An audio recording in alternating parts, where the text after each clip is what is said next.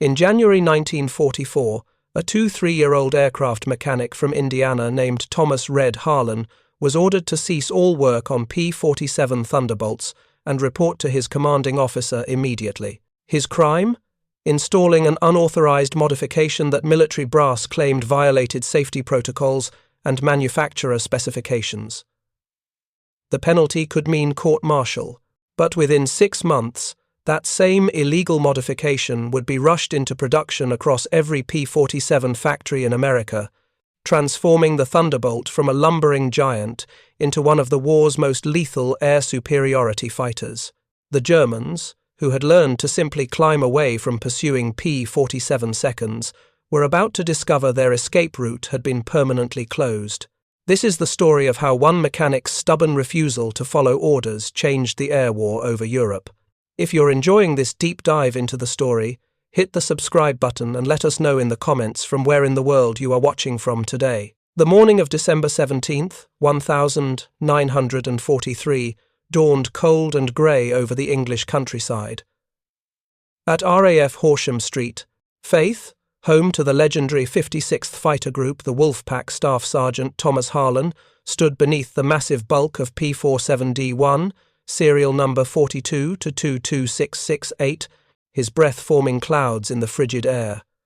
Red Harlan, as everyone called him for the shock of copper-coloured hair perpetually sticking out from under his garrison cap, was 23 years old and already considered one of the finest aircraft mechanics in the 8th Air Force. He'd grown up in the shadow of the Allison engine plant in Indianapolis, where his father worked the assembly line. By age 14, Red could strip and rebuild a car engine blindfolded. By 17, he was outperforming certified mechanics twice his age. But this morning, like so many mornings lately, Red wasn't working. He was thinking, and what he was thinking about was making him angrier by the minute. The night before, another pilot hadn't come home. Second Lieutenant William Chase, 61st Fighter Squadron, had been jumped by a pair of Focke-Wulf FTU 190 seconds over the German border. According to his wingman, Chase had fought brilliantly, damaging one enemy fighter and forcing the other into a defensive position. But when both German fighters simply pulled up into a steep climb, Chase's P-47 couldn't follow. The Thunderbolt, for all its strengths, climbed like a brick with wings. Chase tried. God knows he tried. He pushed his throttle to the stops, pulled back on his stick until the airframe shook with pre-stall buffeting. The W-190 seconds climbed effortlessly away, then rolled over and dove back onto him from above. Chase never had a chance. His Thunderbolt went down trailing black smoke somewhere near Münster. He was the third pilot the 56th had lost that week to the same tactic. Red had watched the returning pilots file into the debriefing room, their faces grim. He'd seen Captain Francis Gabreski, already an ace with 16 kills, slam his flight helmet onto the table hard enough to crack the leather. He'd heard Lieutenant Colonel Hubert Zemke, the Wolfpack's commanding officer, quietly ask his operations officer a single question that hung in the cold December air. How many more? Nobody had an answer. The P-47 Thunderbolt was, in many ways, a masterpiece. Designed by Alexander Kartveli and powered by the magnificent Pratt & Whitney R2800 double Wasp engine, it was the most heavily armed American fighter of the war. 8. 50 caliber machine guns gave it devastating firepower. Its rugged construction and armored cockpit brought pilots home with battle damage that would have destroyed other aircraft. It could outdive anything in the sky and, at high altitude, its turbo-supercharged engine gave it phenomenal performance. But at low and medium altitudes where most air combat actually occurred, the Thunderbolt had a fatal weakness: rate of climb. The early P-47 models climbed at roughly 2,780 feet per minute at sea level, substantially slower than the nimble German fighters they faced. The Messerschmitt Bf 109 and Focke-Wulf FW 190 could both outclimb and outturn the early Thunderbolts at low to medium altitudes. This meant that German pilots had developed a brutally simple tactic. When a P-47 engaged them, they climbed.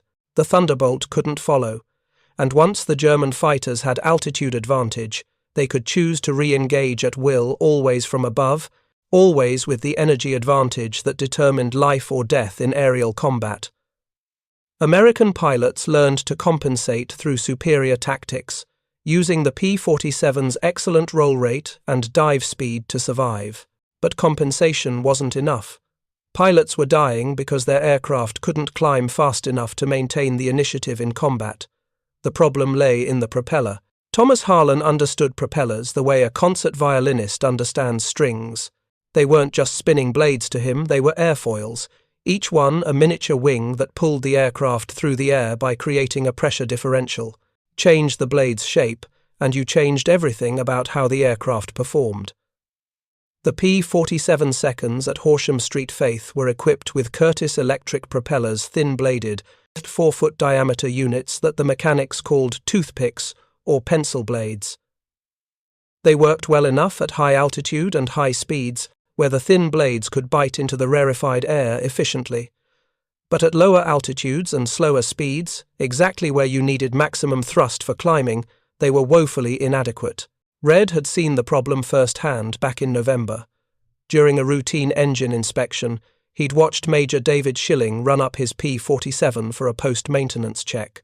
Even on the ground, at full throttle, Red could see the propeller blades cavitating, creating tiny vortices at their tips that represented wasted energy. The blade simply didn't have enough surface area to absorb all the power the R2800 engine was producing. It was like trying to row a boat with pencils instead of oars. Red had made the mistake of mentioning this to Captain Harold Stump, the squadron's engineering officer.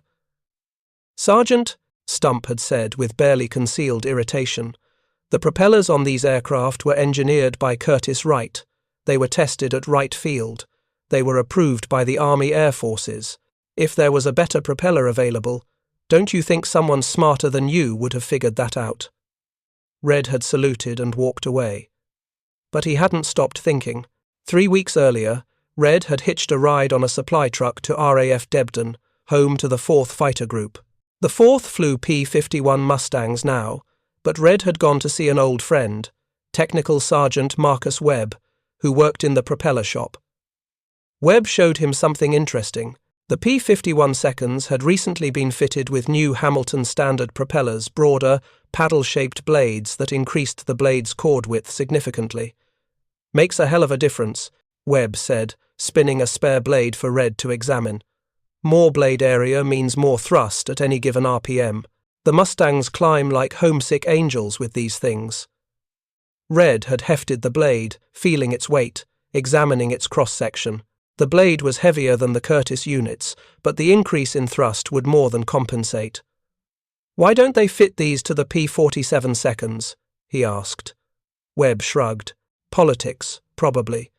Curtiss Electric has the contract. Hamilton Standard makes these for the P-51 contract. Different manufacturers, different aircraft, different supply chains. You know how the Army works." Red did know. But he also knew something else. The P-47 and the P-51 both used the same propeller hub mounting system. The bolt patterns were identical. It would take him 3 seconds to confirm this back at Horsham Street Faith. It took him 3 weeks to work up the courage to do what he was thinking about doing. On the night of January 8th, 1944, Sergeant Red Harlan committed what the Army Air Forces would later classify as unauthorized modification of military equipment in a combat theatre. He stole a propeller, not from the Germans that might have been forgiven. He stole it from an RAF Typhoon squadron stationed at a nearby airfield. The British Typhoons used paddle blade propellers manufactured by Rotol, and Red had learned through the enlisted men's grapevine that the squadron had several spare props in storage after receiving newer models. Borrowed might be a more accurate word. Red fully intended to return it once he'd proven his point. At 0200 hours, he and 2 accomplices, Private First Class Eddie Morrison, a farm kid from Iowa who'd follow Red into hell itself, and Corporal James Jinx Patterson, who could pick any lock manufactured before 1940, broke into the Typhoon Squadron's stores building. 37 minutes later, They were loading a Rotol paddle blade propeller onto a borrowed flatbed truck.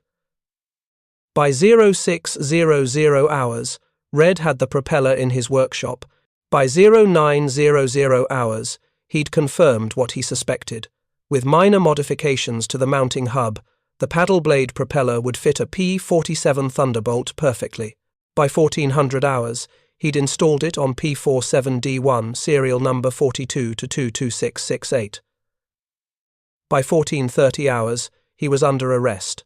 Lieutenant Colonel Hubert Zemke stood in his office at Horsham Street, Faith, looking at the three men standing at attention before him. Behind his desk hung a map of Europe marked with coloured pins, red for losses, blue for victories, black for aircraft damaged. There was too much red on that map. "Sergeant Harlan," Zemke said quietly. His voice was calm, but there was steel underneath. "Do you know what you've done?" "Yes, sir. I installed a modified propeller on aircraft 42-22668 without authorization." "You did more than that. You stole equipment from His Majesty's Royal Air Force. You modified a combat aircraft without engineering approval. You violated about 16 different regulations that I can think of off the top of my head." Zemke picked up a technical manual from his desk and dropped it with a heavy thud. "The book says I should court-martial you." "Should I court-martial you, Sergeant?" Red Harlan met his commanding officer's eyes. "I don't know, sir." "Should you?" The room went completely silent. Morrison looked like he might faint. Even Jinx Patterson, who feared neither God nor man, sucked in a sharp breath. Zemke's expression didn't change. "Explain yourself." And Red did. He explained about blade loading and thrust efficiency. He explained about cavitation and wasted horsepower. He explained that the R2800 engine was producing over 2,000 horsepower, and the thin Curtiss propeller blades couldn't absorb more than about 1,600 of it at low altitude. He explained that every pilot lost to an enemy climbing attack was dying not because of German superiority, but because of American engineering conservatism. "The power's there, sir," Red said, his voice steady. "The engine's got everything it needs. We're just throwing away 400 horses because nobody wants to try something that isn't in the manual."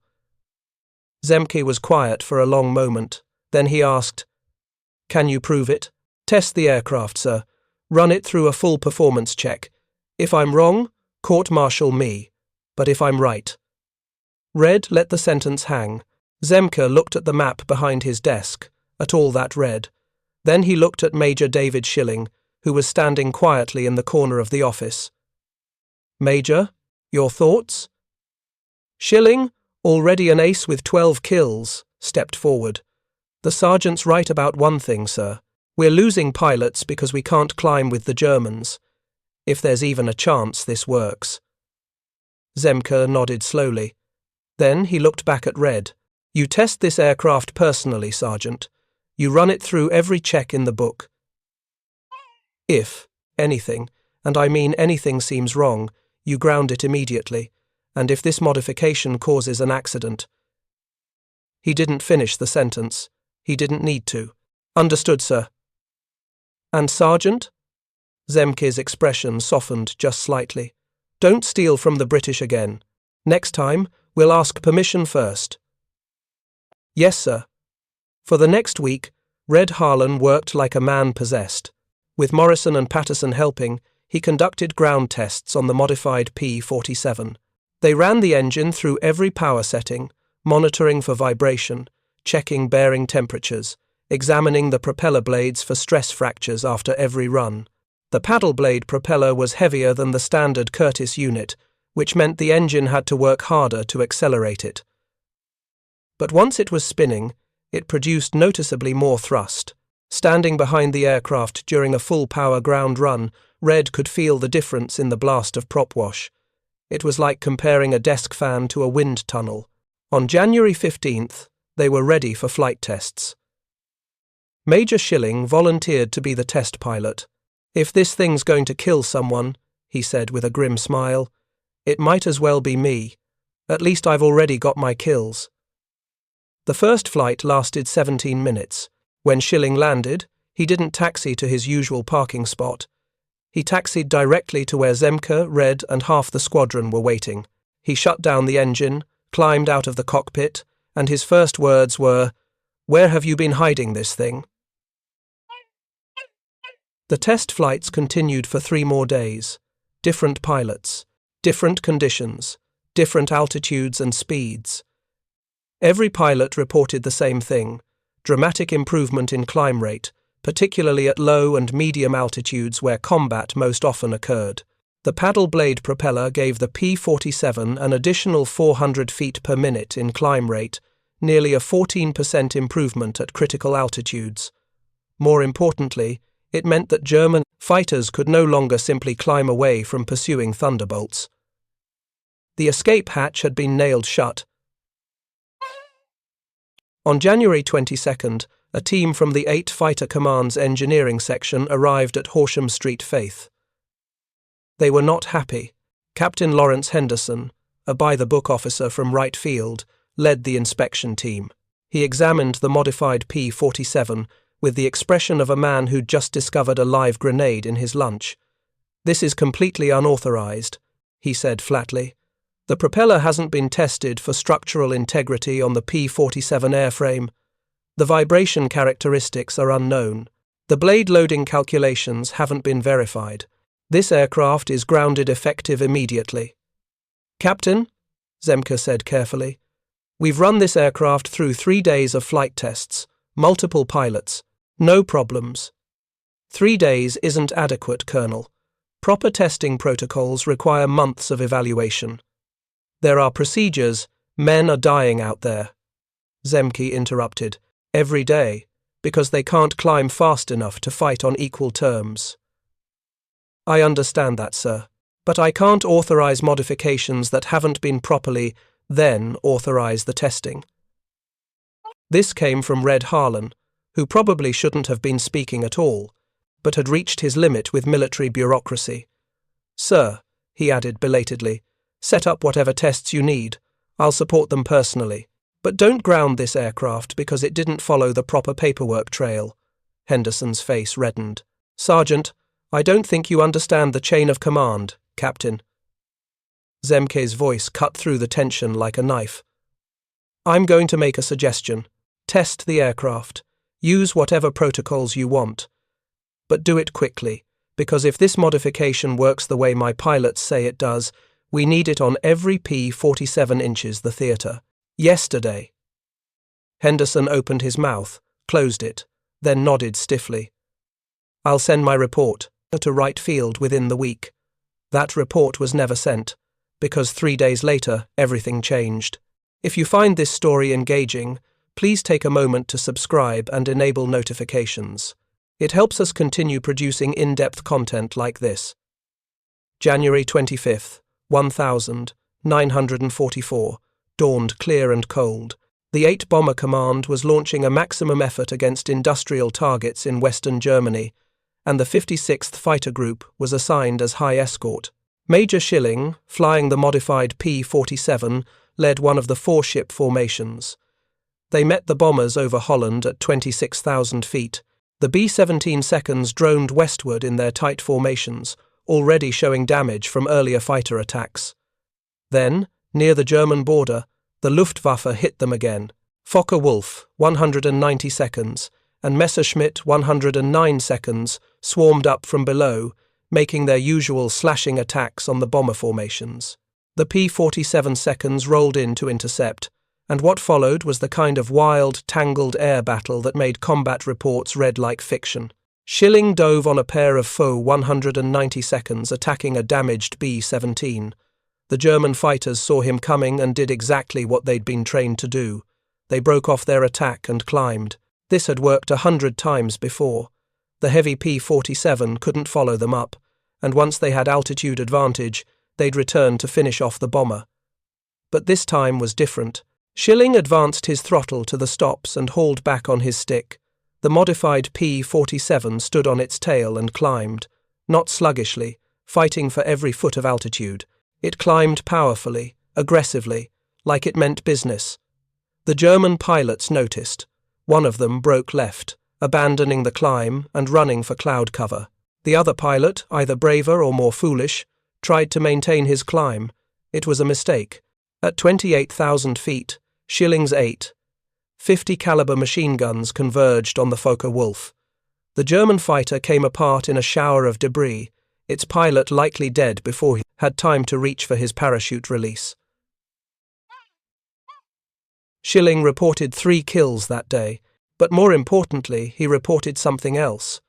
For the first time since arriving in England, he'd been able to climb with the German fighters. He'd matched them rate of climb for rate of climb, and in the P-47's favour, he had superior firepower and superior durability once he got there.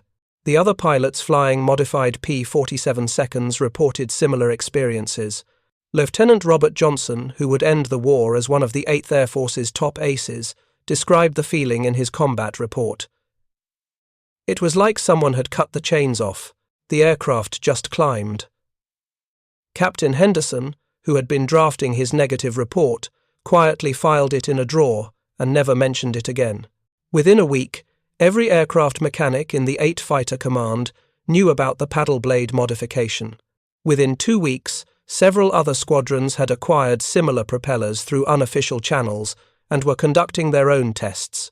Within 3 weeks, Republic aviation engineers arrived from the United States to examine the modifications, and within 4 weeks, Red Harlan was sitting in a makeshift conference room at 8 Fighter Command headquarters, explaining propeller aerodynamics to a room full of colonels and civilian engineers. One of the engineers, a grey-haired man named Theodore Mills, who'd spent 30 years at Hamilton Standard, asked the question everyone was thinking. "Sergeant, why didn't anyone at Republic think of this?" Red considered the question carefully. "I think someone probably did, sir.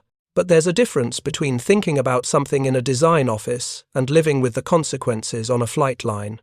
Every night I watch pilots come back from missions, and every night some of them don't come back. When you see that enough times, you stop worrying about proper procedures and start worrying about what actually works." Mills nodded slowly. "Fair enough, Sergeant. Fair enough." Another engineer raised a concern. "The heavier propeller will increase engine loads. We'll need to verify that the mounting hardware can handle the additional stress." "It can," Red said confidently. "We've been running these props for 3 weeks now. No structural issues, no unusual wear patterns. The R2800 engine was over-engineered to begin with. It's got power to spare." The debate continued for 2 more hours, but the conclusion was never really in doubt. Pilots like Francis Gabreski were reporting that German fighters could no longer climb away from the paddle blade-equipped P-47 seconds, fundamentally changing the tactical situation. The modification would be approved. The only questions were how quickly it could be implemented and whether it would be retrofitted to existing aircraft or incorporated into new production. The answer, as it turned out, was both.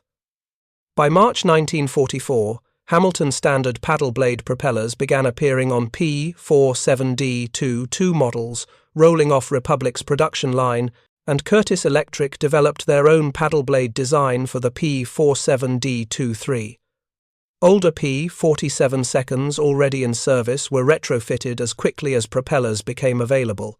Red Harlan found himself temporarily reassigned to Republic Aviation's facility at Farmingdale, New York. His job? Train factory mechanics on the proper installation and maintenance procedures for the new propellers. It was strange, being back in the United States after months in England. Everything seemed too clean, too quiet, too safe. He spent 6 weeks at Farmingdale, then another 4 weeks at the Evansville, Indiana factory, where his knowledge of the R2800 engine's performance characteristics made him invaluable to the production engineers. They asked him 1,000 questions, and he answered every one of them. But every night, he thought about the men still flying combat missions in England, still facing German fighters with whatever equipment they had available. In late May, he demanded, really reassignment back to the 56th Fighter Group. They sent him back to England on June 2nd, 1944. 4 days later, the Allies landed on the beaches of Normandy.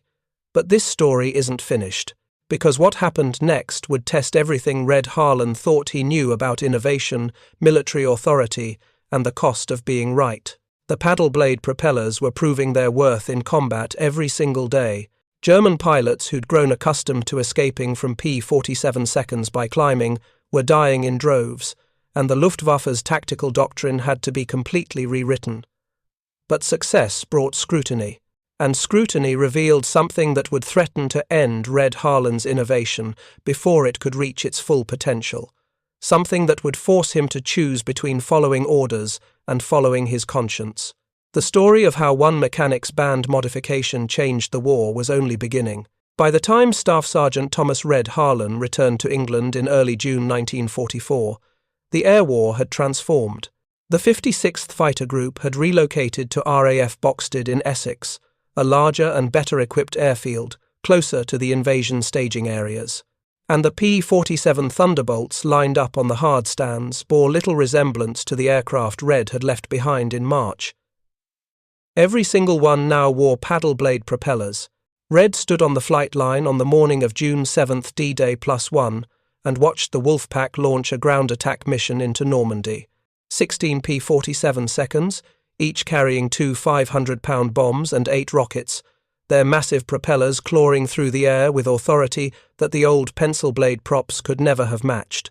They climbed out rapidly, formed up at 8,000 feet in minutes, rather than the 15 or 20 it would have taken 6 months earlier, and headed south toward France. Captain Harold Stump, the engineering officer who'd once dismissed Red's concerns, walked up beside him. "Strange feeling, isn't it?" Stump said. "Watching something you built go off to war." "I didn't build it, sir. I just figured out what was wrong." "Don't sell yourself short, Sergeant." Stump pulled out a cigarette, offered one to Red, who declined. "You know what they're calling you at Fighter Command? The mechanic who made Thunderbolts dangerous. There's talk of a commendation, maybe even a promotion." Red watched the last P-47 disappear into the morning haze. "Is that why you're here, sir? To tell me I'm getting promoted?" "No." Stump's expression grew serious. "I'm here to tell you to stop." They walked to Stump's office, a cramped room in one of the Nissen huts that served as squadron headquarters. Inside, spread across Stump's desk, were technical drawings, performance charts, and several photographs of P-47 engine compartments with hand-drawn modifications marked in grease pencil. "Where did you get those?" Red asked. "From your footlocker. Don't look at me like that we had probable cause." Stump picked up one of the drawings. "You've been working on something new, something involving the turbocharger intercooler system." Red said nothing. "Sergeant Harlan, I'm going to speak plainly. The paddle blade propeller modification worked. It worked spectacularly. But it also caused problems that nobody anticipated. We've had 3 engine failures in the past month bearing seizures caused by the increased rotational mass. We've had vibration issues that required modifications to the engine mounts. We've had 2 incidents of propeller blade failure that could have been catastrophic if they'd happened over enemy territory instead of over England." "Those problems were fixed," Red said. "They were, eventually, after extensive testing and analysis. But here's what you need to understand. Every one of those problems created doubt about whether the modification should have been approved in the first place. Doubt about whether field mechanics should be allowed to make unauthorized changes to combat aircraft." Stump tapped the drawings. "And now you want to modify the turbocharger system, without authorization. Again. The intercooler isn't working optimally." "I don't care." Stump's voice hardened. "You got lucky once, Sergeant. The propeller modification worked, and it saved lives, and everyone's willing to overlook the fact that you stole British equipment and modified American aircraft without authorization. But you push this again, and I won't be able to protect you. Nobody will." Red met Stump's eyes. "How many pilots did we lose last month, sir?" "That's not relevant." "How many?" Stump was quiet for a moment. 11. Group-wide. 11 pilots, 14 aircraft. And how many of those were because the aircraft couldn't perform the way they needed to? You can't know that. I can guess. Red picked up one of his drawings. The intercooler system on the P-47 is overbuilt for high altitude, but inadequate for low altitude operations. When pilots are running ground attack missions at 5,000 feet with bombs and rockets, the turbocharger is working overtime, and the intercooler can't keep up. Engine temperatures spike. Power drops.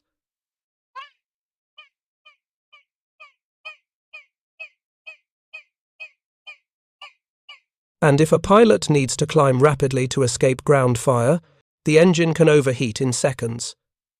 The aircraft is operating within manufacturer specifications. The specifications are wrong. The room went silent. Stump carefully stubbed out his cigarette. Sergeant, I'm giving you a direct order. You will not modify any aircraft turbocharger systems. You will not test any unauthorized modifications. You will perform standard maintenance according to technical manuals and nothing else. Is that understood? Red wanted to argue. Wanted to explain that he'd identified a simple modification, an additional ram air pipe to the turbocharger system that would provide cooler intake air and reduce intercooler temperatures by 15 to 20 degrees that could be implemented with basic machine shop tools. Wanted to point out that every day they waited, more pilots were flying aircraft that were performing below their potential. But he could see it wouldn't matter. The institutional resistance had set in. The army had accepted one miracle from an enlisted mechanic. They weren't ready for a second one.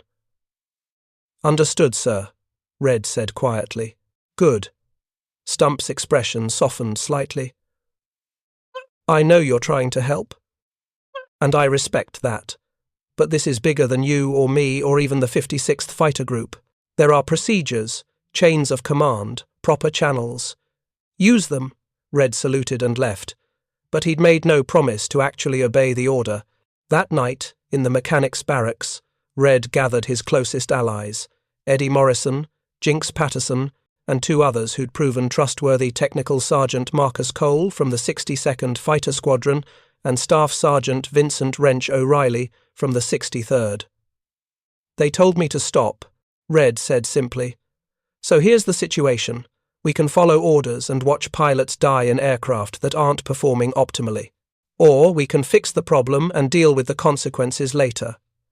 Court-martial's a pretty serious consequence, Wrench observed. He was a lean, weathered man from South Boston who'd been working on aircraft engines since before the war. They'll throw the book at you this time. No second chances. Then why? Red pulled out his intercooler modification drawings.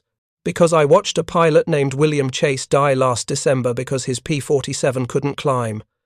I fixed that problem. Now I'm watching pilots overheat their engines on ground attack missions because the intercooler can't handle low-altitude operations. I can fix that problem too. The only question is whether I care more about my career or their lives, Morrison spoke up.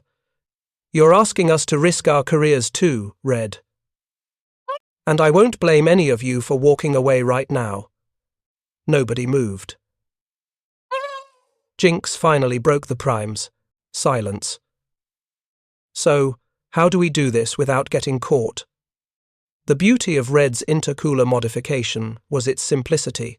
The P-47's turbocharger system was complex engine exhaust gases, drove a turbine that spun a compressor, forcing pressurized air through an intercooler to cool it before feeding it back into the engine.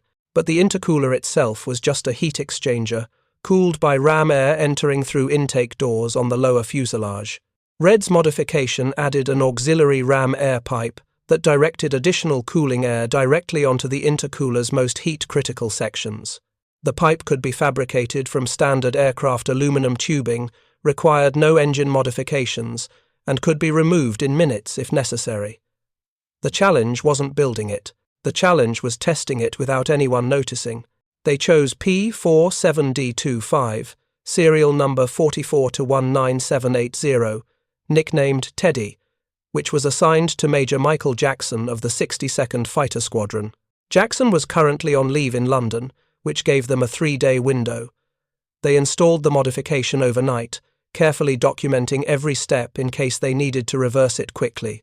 The next morning, Technical Sergeant Cole volunteered to perform a routine engine test run on Teddy. He took the aircraft through a complete ground test, monitoring intercooler temperatures, manifold pressure, and engine performance. The modification worked exactly as Red had predicted. Intercooler outlet temperature dropped by 18 degrees Fahrenheit at full throttle, which translated directly to higher manifold pressure and more available power. But ground testing only told part of the story. They needed flight data. This presented a problem. They couldn't ask a pilot to fly an unauthorized modification. If something went wrong, the pilot would face consequences along with the mechanics, and Red refused to put anyone else at risk, which left only one option. Red would have to fly it himself. Thomas Harlan was not a pilot.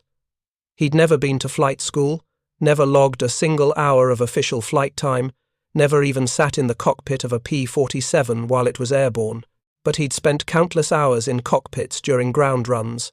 He'd memorized every control, every instrument, every switch and lever. He'd read the pilot's manual cover to cover a dozen times, and he'd watched hundreds of takeoffs and landings from the ground, analyzing what the pilots did, understanding the sequence of actions required. How hard could it be? The answer, as he would discover, was extremely hard.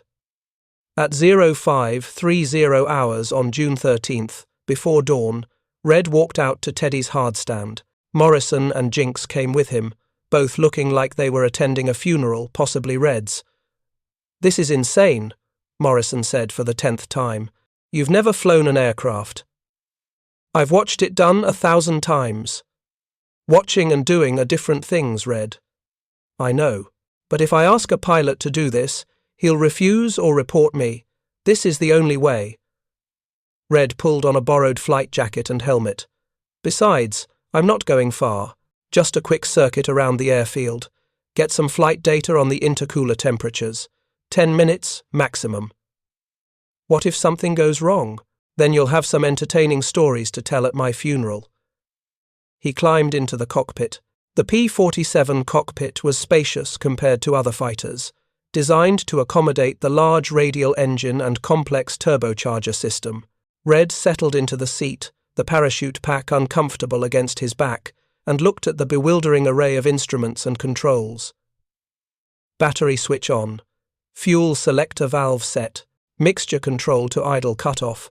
Throttle cracked open 1 inch. Propeller control to full increase. Turbo control to off. He'd done this sequence 1,000 times during ground runs. But this time, he wouldn't be shutting down after the engine start. This time, he'd be taking this 7-ton machine into the air. Morrison stood on the wing, helping him strap in. "Red, seriously, you don't have to do this. We can find another way." "There is no other way." Red pulled the straps tight. "Stand clear." Morrison jumped down from the wing, and Red was alone with the aircraft. He ran through the engine start checklist from memory. Energize, mesh, engage. The big Pratt & Whitney R2800 coughed, sputtered, then roared to life with a thunder that shook the airframe.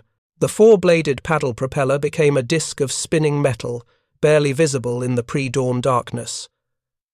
Red let the engine warm up for 5 minutes, monitoring oil pressure and cylinder head temperature. Everything looked normal. The intercooler modification showed no issues. So far, so good. He released the parking brake and added power. The P-47 lurched forward, heavier than he'd expected, more responsive to throttle inputs than the ground runs had suggested. He goosed the rudder pedals to keep it tracking straight, overcorrected, nearly ground-looped, and finally got it under control as he taxied toward the runway. At the runway threshold, he went through the pre-takeoff checklist. Trim tabs set, flaps set for takeoff, mixture rich, propeller full forward, turbo control to automatic, oil and fuel pressures good, magneto check good. He was stalling, delaying the moment when he'd have to commit. Eddie Morrison's voice came over the radio. They'd set up a portable unit at the edge of the field. "Red, you can still abort. Just taxi back. Nobody will know." Red keyed his microphone. "Too late for that?" He pushed the throttle forward. The R-2800 engine bellowed with 2,000 horsepower. The P-47 accelerated down the runway, slowly at first, then faster, the tail coming up as airspeed increased. The runway lights blurred past. 60 knots, 80 knots, 100 knots. The flight manual said rotation speed was 110 knots. At 115 knots, Red pulled back on the stick. Nothing happened. He pulled harder. The P-47 remained stubbornly, glued to the runway, eating up concrete at an alarming rate. The end of the runway was approaching fast. He was running out of time, out of ideas, and very nearly out of runway.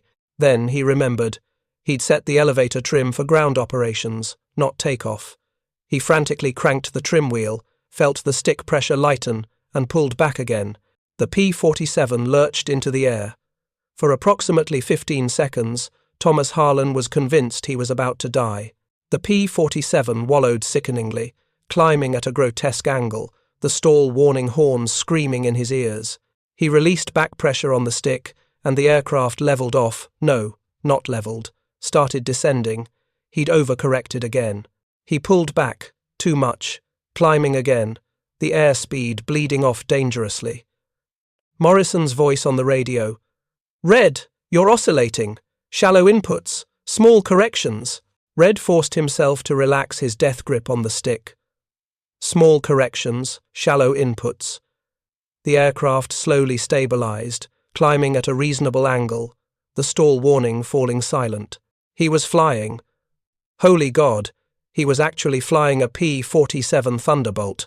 For the next 8 minutes, Red executed the most tentative, uncertain, and technically atrocious circuit of an airfield in the history of military aviation.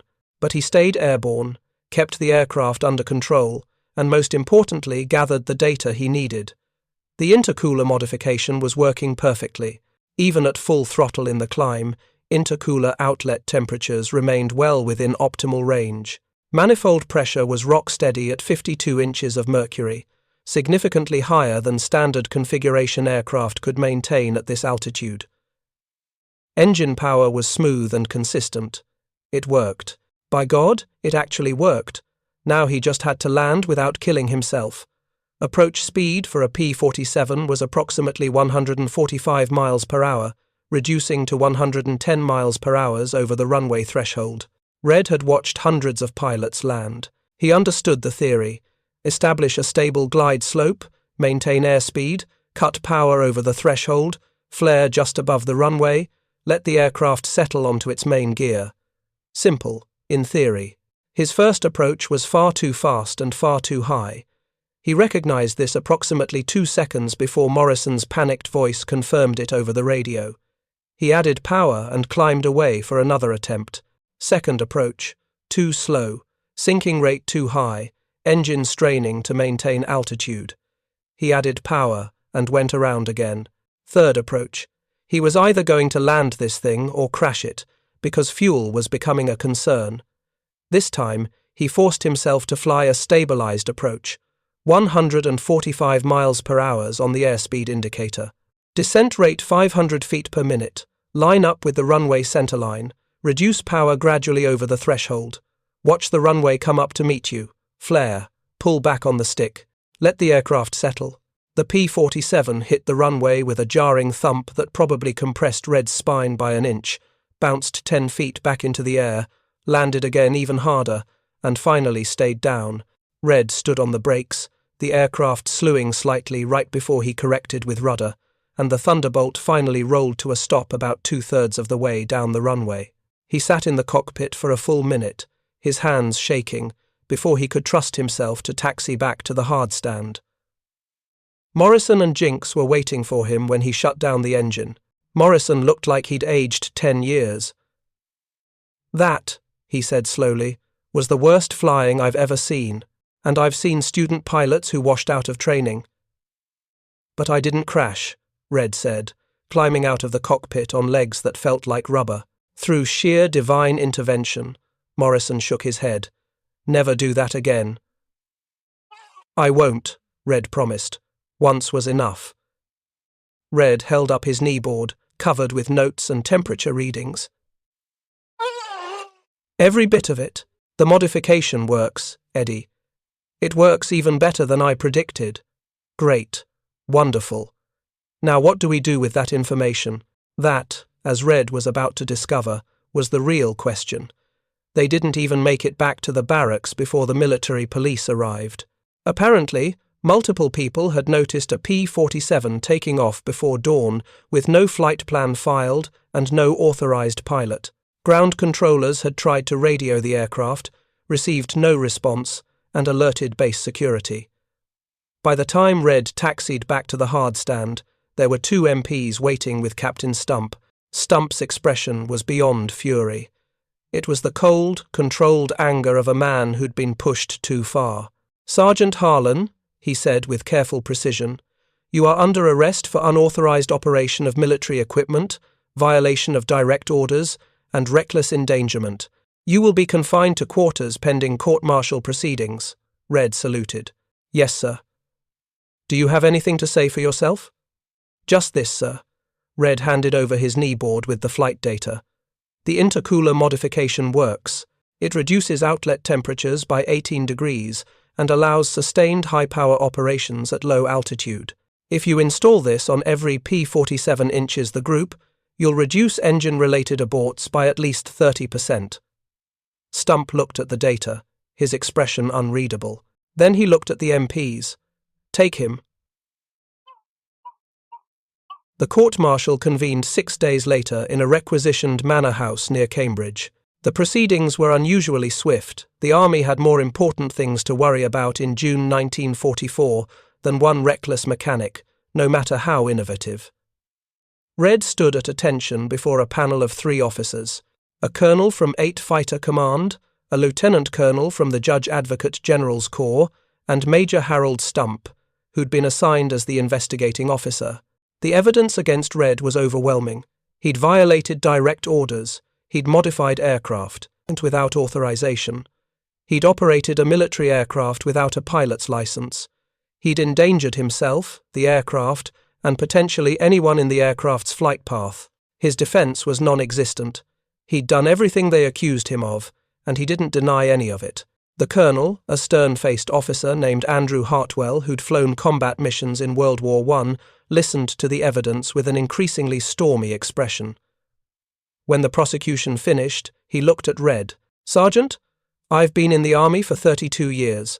I've seen insubordination, recklessness, and criminal stupidity, but I've rarely seen all 3 combined so spectacularly in one man.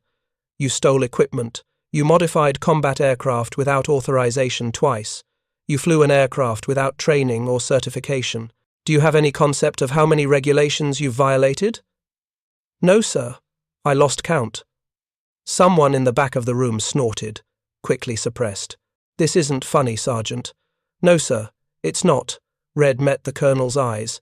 "But neither is watching pilots die in aircraft that could be performing better. Sir, I understand I broke regulations. I understand there are procedures and chains of command and proper channels, but those channels move slowly, and men are dying quickly.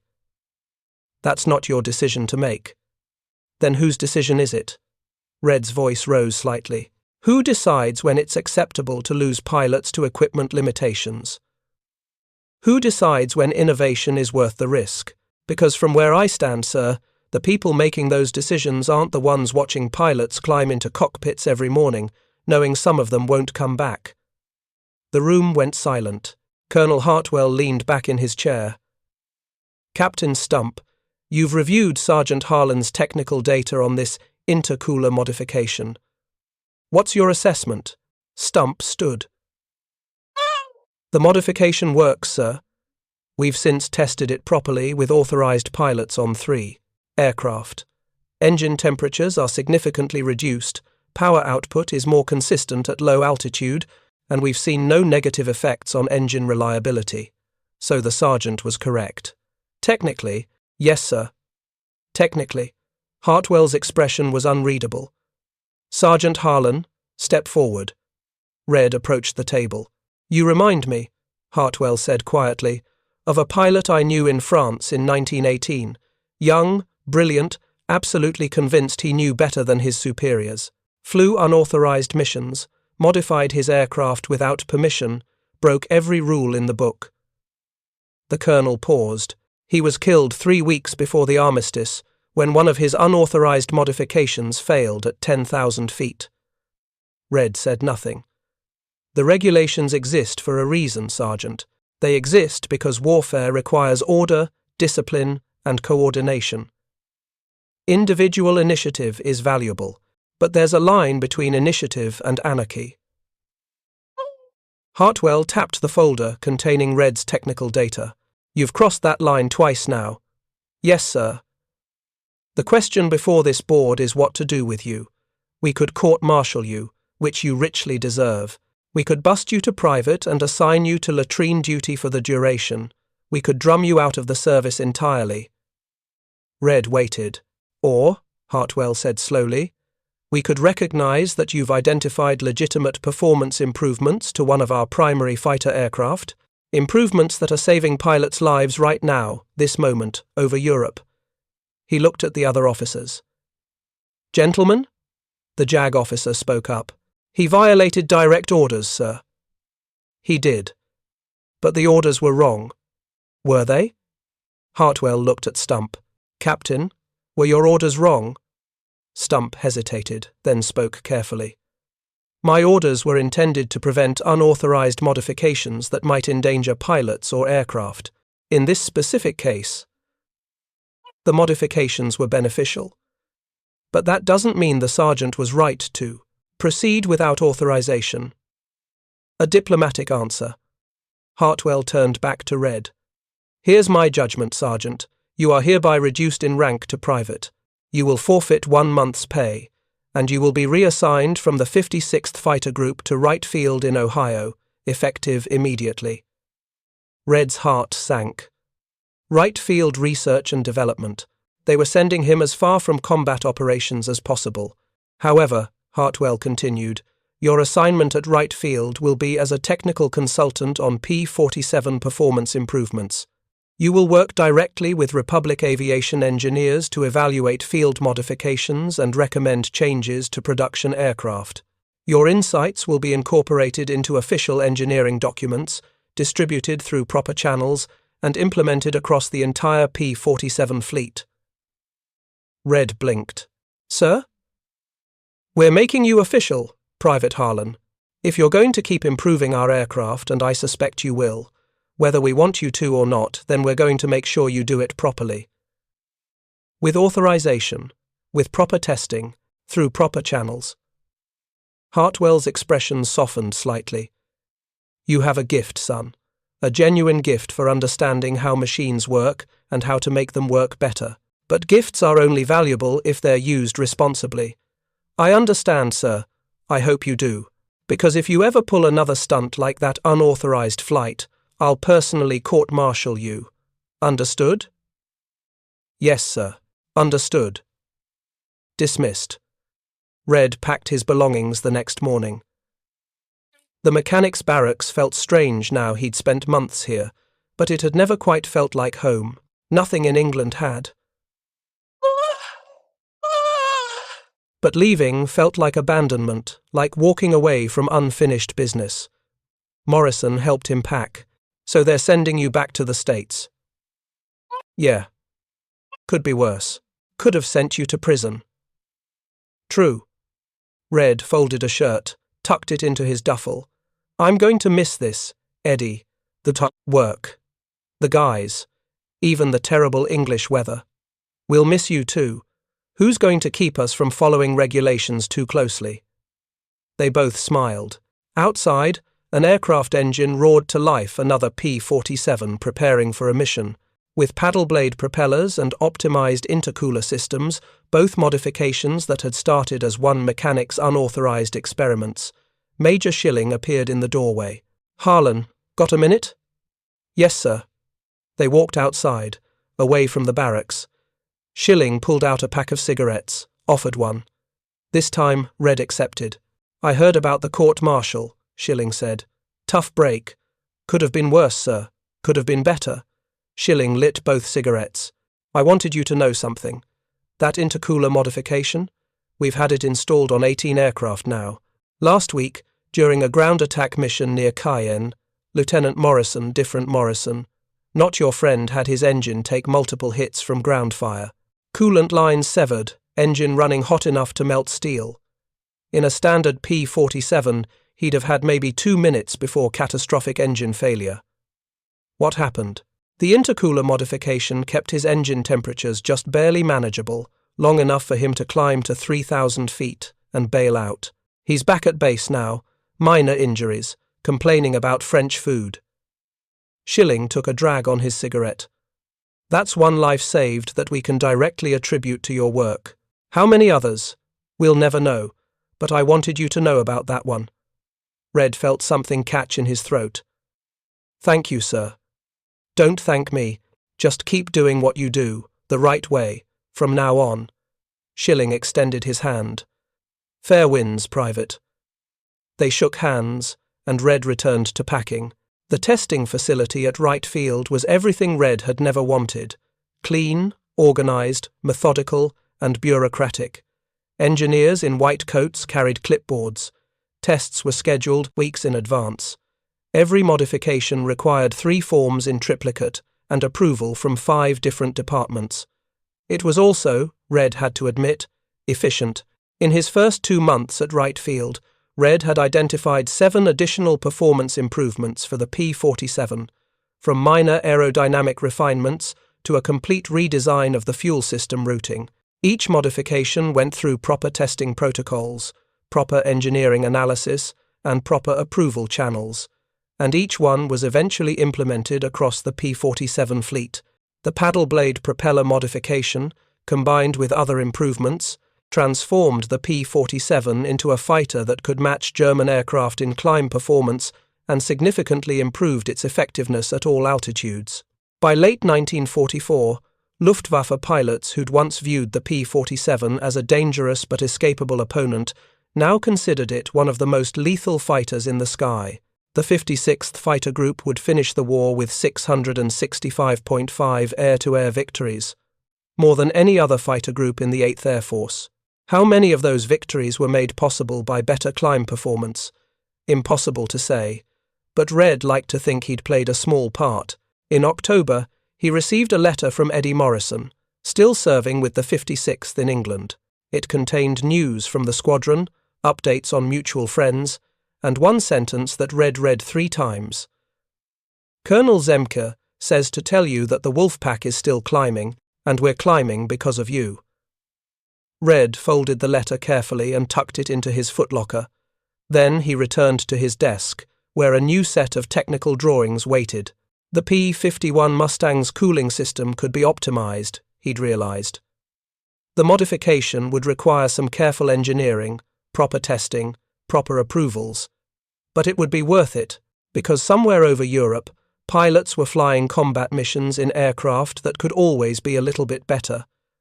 And if Red Harlan had learned anything from his time as an unauthorized innovator, it was this: better was worth fighting for, even if you had to follow the rules to get there.